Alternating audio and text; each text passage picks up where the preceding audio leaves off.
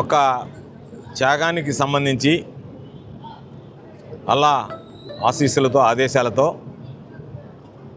ప్రవక్త ఇబ్రహీం తన కుమారుడు ఇస్మాయిల్ని బలివ్వడానికి సిద్ధపడినటువంటి త్యాగానికి గుర్తుగా ముస్లిం సోదరులందరూ కూడా ఆ త్యాగాన్ని గుర్తు చేసుకుంటూ అల్లాహ్ను నమ్ముకున్నటువంటి ఏ వ్యక్తికి కూడా హాని జరగదు, అల్లాహ్ను నమ్ముకున్నటువంటి వ్యక్తి ఆనందంతో పాటు ముక్తిని కూడా పొందగలుగుతాడనేటువంటి దానికి ఇది ఒక ఉదాహరణగా పేర్కొనేటువంటి అంశం. అందుకనే దీన్ని అంత త్యాగనిరతితో జరుపుకునేటువంటి పండుగ.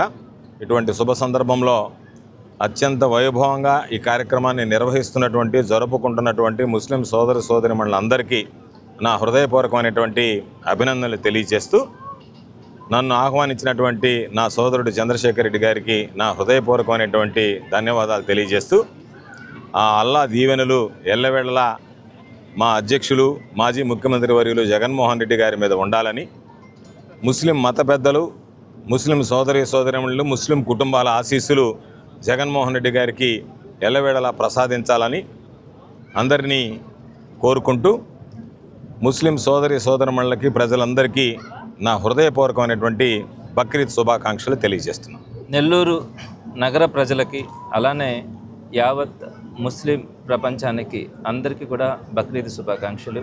మరి ఈరోజు త్యాగానికి ప్రతిరూపంగా జరుపుకునేటువంటి ఈ బక్రీద్ పండుగ సందర్భంగా ఈరోజు పెద్దలు కాకాని గోవర్ధన్ రెడ్డి గారు మరియు ముస్లిం మైనారిటీ మత పెద్దలతో వైఎస్ఆర్సీపీ నాయకులతో కలిసి ఈరోజు ఈద్గా మసీద్ దగ్గర అందరినీ కలవడం కానీ, శుభాకాంక్షలు తెలియచేయడం కానీ, ప్రార్థనల్లో పాల్గొనడం కానీ చాలా సంతోషంగా ఉంది. వారిలో ఉన్నటువంటి త్యాగం అంటే ఇందాకే కూడా చెప్పడం కూడా జరిగింది.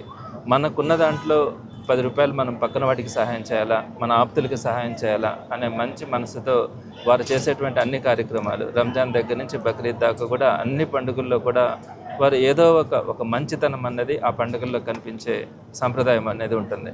మరి అలాంటి పండుగల్లో ప్రధానమైనదిగా ఈ బక్రీద్ పండుగను తీసుకుంటారు. ఈ బక్రీద్ పండుగలో వారికి ఉన్న దాంట్లో కొంత సాయం చేసేటువంటి ఈ ఒక మంచి పండుగ అందరికీ కూడా ఒక స్ఫూర్తిదాయకంగా నిలుస్తుంది.